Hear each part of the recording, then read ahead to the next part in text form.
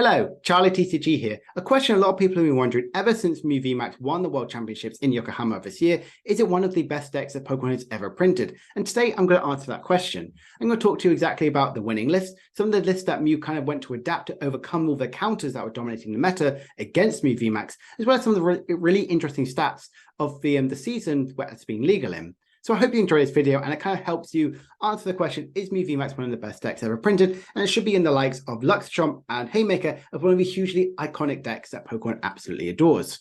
So why is Mew VMAX so good? Well, it has one of the best draw engines in the board, the likes of Genesect, by drawing the amount of Fusion Strike Pokemon you have in play constantly by using multiple of those abilities is super good. And Mew VMAX can pretty much one-hit KO anything in the format. By using Cross Fusion Strike to copy Genesect's Techno Blast attack, and having the likes of Power Tablets and Choice Belt, you can get those huge big one-hit KOs and absolutely dominating the opponent's side of the field. It's always finding ways around the counter. Thing with Spiritomb, well, because Spiritomb is really popular, Fusion Strike build, the one with Meloetta and Fusion Strike Energy, it's now become the most popular build, so it can constantly use its abilities. It's always finding ways around it. Pokemon loves to print counters, and Mew always lands on top. Forest Hill Stone is amazing in this deck. By playing multiple copies of them, you can easily get any of the really key cards you might need to have. The best thing is, it works under Path, so even if you put your Path down and play, it doesn't stop Mew VMAX whatsoever, because it can still get the one card it needs to have. And because I mentioned Path, it's also really powerful as a control deck. Don't forget, DTE Mew was one of the best ways to play it, by constantly having Path to Peak on and then using Lost Vacuum to remove it in play, throw the amount of cards you may have, and pop it back on play can really slow down the opponent. And because of this, you can really have some really awkward price map for the opponent. It might have to go 3-2-2 or potentially 1-1. 3-2 prize map, which can really slow down the opponent's side, and I generally love that in Mew. Making your opponent have an awkward prize map is absolutely incredible. So right now I thought I'd break down the two Fusion Strike Mew lists, which absolutely did really well in the World Championships, starting off with, you guessed it, the champion list, the winning list by Vinny, and honestly it is an incredibly consistent Fusion Strike one. Not going with the text like Ice Cube, which we've seen very popular right now, but still having some really unique ones. This deck is definitely focused more on the Lost Box matchup. Crystal Cave and Switch Card are really powerful because they get an extra heal on Genesect V. Pokemon likes of Sableye have got to be targeting Genesect for those easy prize cards, because Mew VMAX can just copy the Psychic Leap on Mew to shuffle all of those damage counters back into your deck and instantly healing them. But Genesect, you don't have that luxury, so having these extra healing cards is super strong. Box of Disaster and Lost City are really good against the Gardevoir matchup here. Lost City, just removing a couple of these pesky Curlies or Gardevoir can really slow down the opponent by getting any of the cards they might potentially need to have. Whereas Box of Disaster, if they load up a Gardevoir or a Zacian, they can have loads of damage counters on that. And that Box of Disaster can instantly get easy KO not on Zacian, so potentially you can get those two prizes while they potentially trade a few prizes cards that way.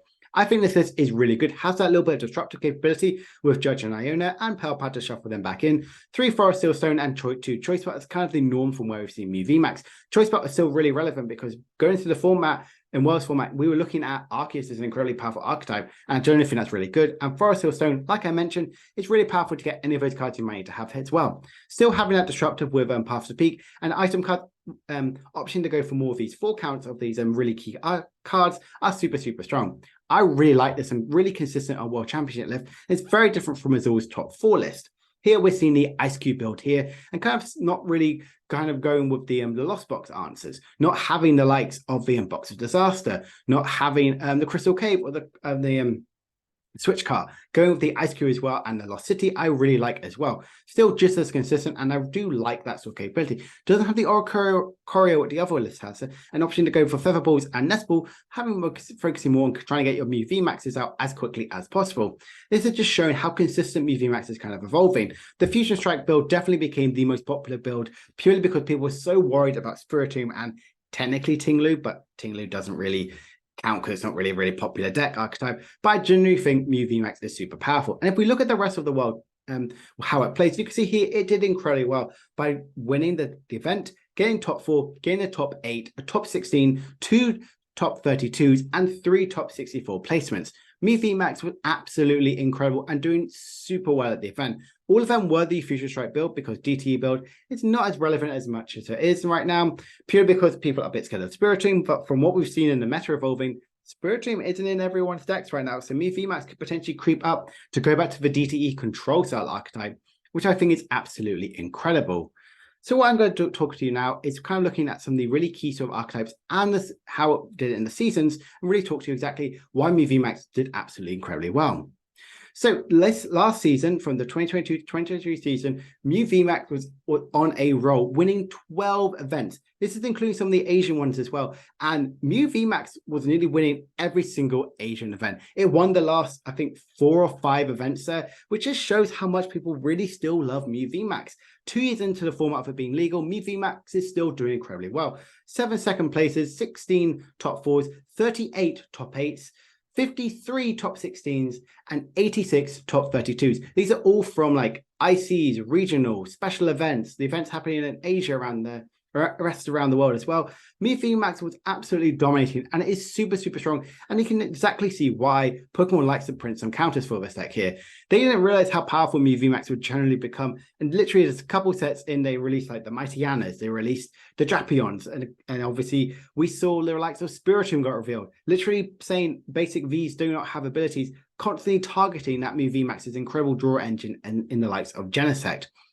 This is just incredible to see, and I love that Mew VMAX is just doing that well. Just compare it to the last season as well. Before that, even though Mew VMAX was only illegal for a couple months, it still did incredibly well, including a top 8 at the World Championships held in London of 22.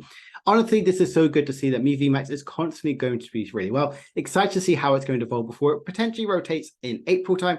We do not know when we're getting a rotation yet, but Mew VMAX is going to be legal till then. And just seeing the results here, it's truly an incredible thing to see that Mew VMAX is still relevant whenever it is.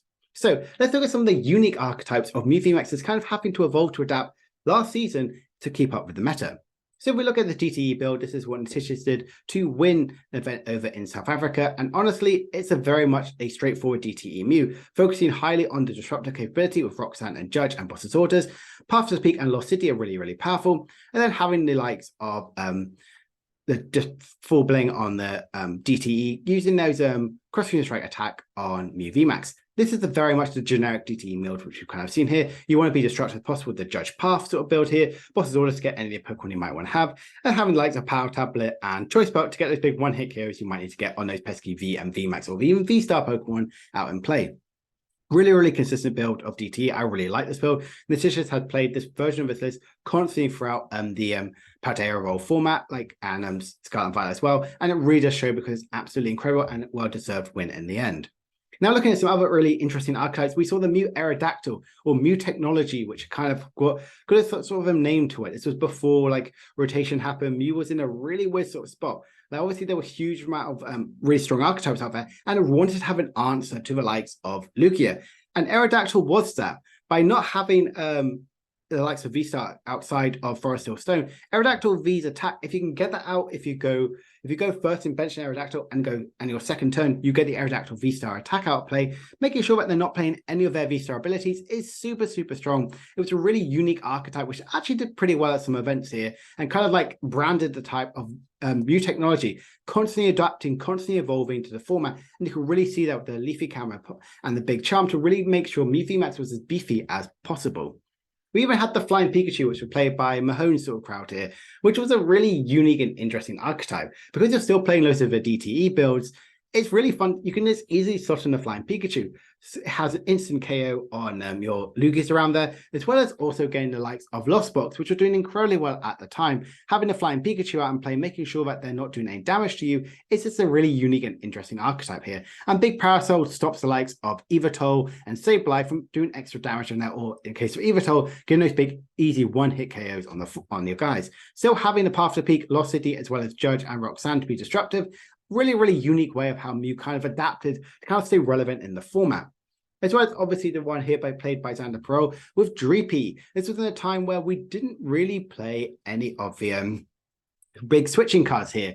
No one was really playing loads of switch cards or escape or stuff like that. But if you chuck a Dreepy in there, you're doing 10 damage from the copying from Mew VMAX, having 310 HP and making sure that they're not taking any prizes because they can't retreat a Pokemon. You just gust up one of their cheeky Pokemon which can't have a huge retreat cost and can't move, and you just constantly chip away in there. Now you might be worried, Charlie, what happens if I deck out? That's why Pidgeot V is in here. By putting it down to the bench, shuffling back into your deck afterwards. Constantly making sure you're not taking out is a really unique strategy, as well as having Path to the Peak to really drop down any of your opponent from getting any of their important draw factors.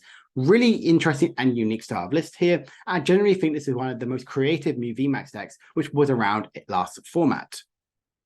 So, how exactly will this evolve in the season? Will we go back to the DTE build because there's a high amount of ability-focused decks? Think of the Charizard and Pidgeot Arceus build. Think of how Xion Power is evolving, as well as the likes of other really key ability-focused decks. If we remove that play and go back to the DTE as long with Path to Peak, could Mew VMAX be relevant that way? Will we start to respect Spiritomb again? Because of saying goodbye to the Future Strike build, potentially going back to DT, is that enough to make sure you still have a positive Spiritomb matchup? Will more counters being printed? Now, it just won the World Championships. We don't know exactly what's going to happen in the next format. Potentially, we could see another Mew VMAX counter, as Pokemon absolutely loves to print them. And it will definitely have a target on its back going at the start of this format. You really need to understand your Mew VMAX matchup, because you can pick up a Mew VMAX deck really cheap for like £30 and one of those build and battle sort of style decks, which I'm absolutely really loving that Pokemon actually printed this for this style of archetype. And now for the question a lot of people did ask at the start of the video, is it one of the best decks ever printed? And I'm just going to say out there, say yes. It'll be remembered as the likes of hugely of the likes of Luxtrump and Haymaker as one of the most dominating decks, and a deck which has absolutely done incredibly well. That's always staying relevant and constantly beating the counters. It will always be evolving and changing and adapting to whatever meta throws at it. I generally think Mew VMAX is going to be up there as one of the best archetypes Pokemon has ever printed. I'm really excited to see how Mew will evolve and adapt to the next format as well. We are seeing Charizard do really well on the online tournaments. Let's see, will it actually keep up to date and keep relevant to Mew VMAX and the likes of regionals as they start to come up in the next couple of weeks. So I really hope you've enjoyed this spotlight on Mew VMAX. Kind of talking to exactly, is it one of the best decks ever printed? Hope it's been helpful to kind of give my insights into why I think Mew VMAX is one of the best decks printed. If you do agree, please comment down below and let's hash out and talk about exactly where you think Mew VMAX is. I love this deck here. I've started testing Mew VMAX and I really love how it started to play. So if you enjoyed the video, please make sure to like and subscribe and comment down below. What's your favorite deck ever printed? Is Mew VMAX one of your favorite decks ever printed? Or are you like other decks like me who love the likes of Yveltal Garbodor? As always, my name is TCG. Subscribe for more content and I will see you guys later. Bye for now.